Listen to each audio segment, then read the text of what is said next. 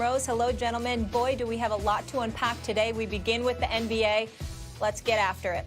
NBA players have 6 days left until June 24th when they have to decide if they will return to play or not. Dwight Howard, who's a member of the newly formed Players Coalition, released a statement to The Athletic and Stadium, which read in part, quote, "Contrary to popular belief, we are not attempting to halt the resumption of the basketball season in Orlando. Our main objective is to raise awareness and gain transparency on the things that concern us collectively. Many of our fellow players are afraid to voice their concerns and are continuing to follow along with what they believe they have to. As radical as Kyrie may sound, he is 100% correct. We are no longer slaves. So every man has a right to transparency in order to make sound decisions. If any one of us chooses to sit, it has nothing to do with another player's right to play. Either way, regardless of what criticism and retribution we face, we still want to protect the players who are afraid to protect themselves. We will ask all the uncomfortable questions that can lead us to truth in unity." Meanwhile, Kevin Durant responded on Instagram to a post of Kendrick Perkins' criticism of Kyrie Irving with the words, "sellout," then retweeted a video of Perkins airballing a jumper. Stephen A., I'll start with you here. A lot to digest after this recent statement and KD's post. What's your reaction to all of this? Well, first of all, I think that Dwight Howard did a better job of articulating what the position was, because our issue with Kyrie Irving and Dwight Howard certainly had nothing to do with who they were or are as men. It has nothing to do with who they are as players.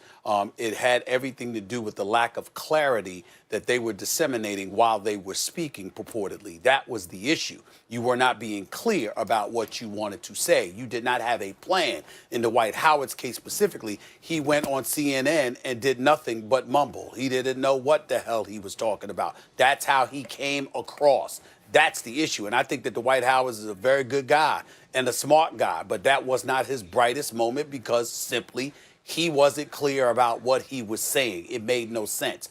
That was the issue that people were getting on them about. Nobody was trying to change their position. You're trying to say, be clear about what it is that you want. Be specific and stay focused. That was the issue. Now let me get to Kevin Durant. You know, Jay Williams brought, obviously KD brought me on the boardroom. We had talked on prior occasions to that.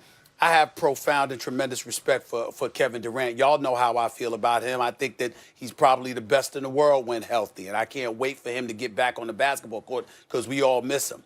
He's smart. He's bright. He's incredibly accomplished. All of those superlatives belong to be associated with him. So I would answer the question by throwing a rhetorical question in your direction, Jay, Max, and others before I continue on. And that is this. During this time of strife in our nation's history, with everybody clearly needing to come together, it's one thing if you disagree with an idea or you disagree with what somebody is saying and you articulate that position. But at a time when folks all over the place are calling for black people to unite more than ever before, and if you're going to disagree, just disagree with ideas, but come together. Kevin Durant, a brilliant young man and obviously a brilliant basketball player. The only word we've heard from you on this issue is calling Kendrick Perkins a sellout. Who really looks bad? I got news for you. It's not Kendrick Perkins. It's Kevin Durant.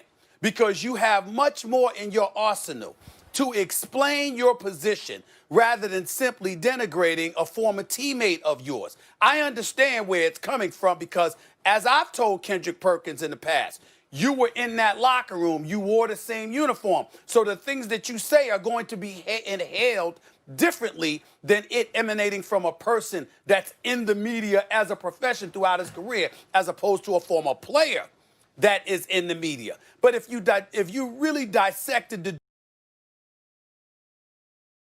saying, I got to side with Kendrick Perkins here in terms of what he was saying about Kyrie. He said, quote, Kyrie wanted to play.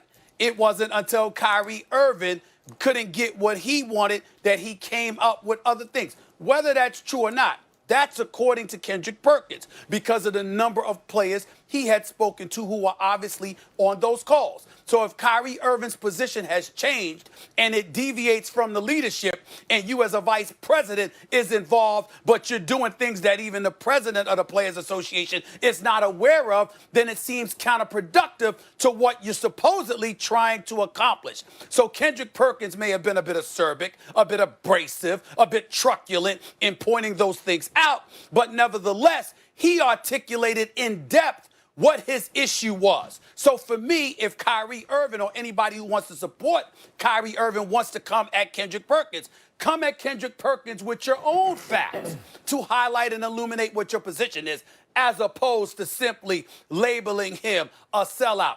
35 ventures, along with buying a piece of an MLS team, with all the things that Kevin Durant has accomplished as a basketball player, as a man, as a businessman with Rich Kleiman, and the phenomenal, incredible things that he is and what he represents.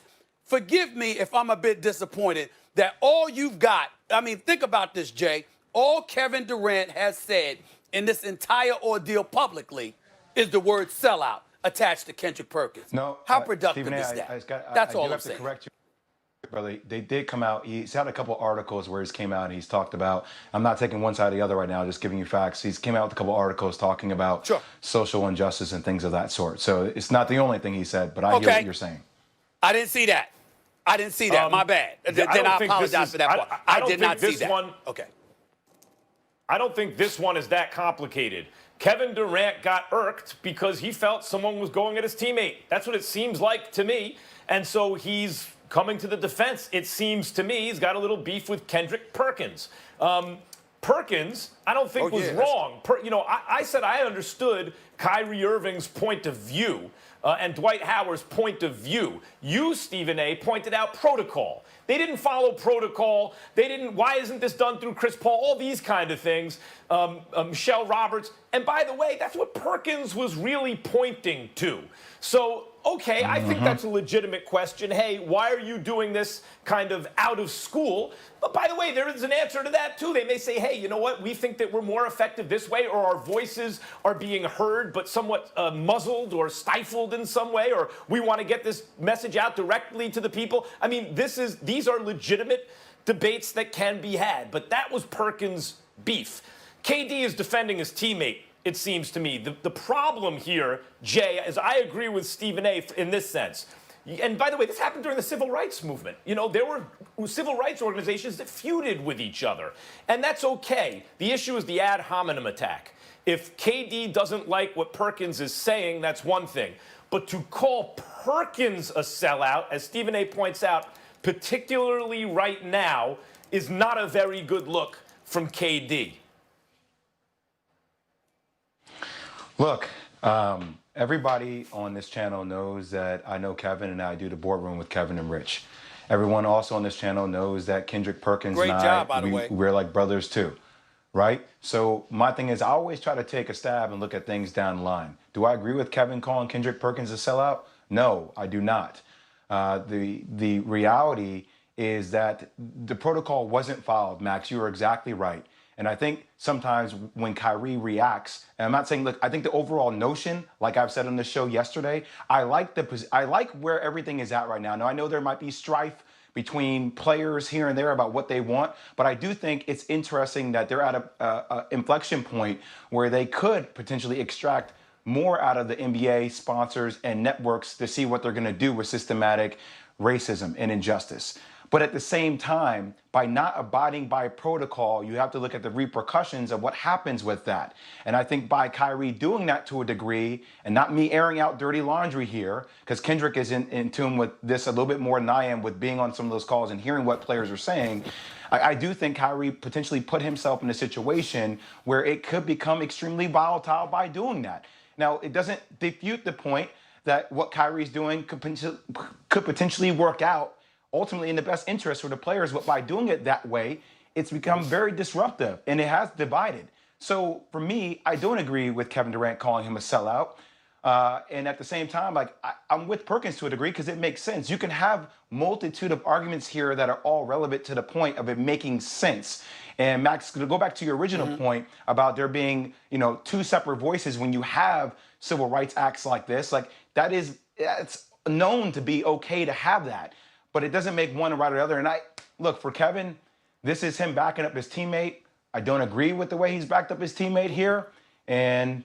Right. This is gonna be an ongoing issue for a lot of situations if Kyrie doesn't abide by protocol moving forward. There's been bad blood with Perk and KD. But that's obvious. There is bad blood. I mean, I think they did it, the situation, but obviously there's something that's been there. We discussed it on the show back in the day with Perk saying some things that he thought he should have went directed to Kevin Durant for, and obviously I think this is going to continue to implode, and we have to watch it. Well, there's no question about it, and I think.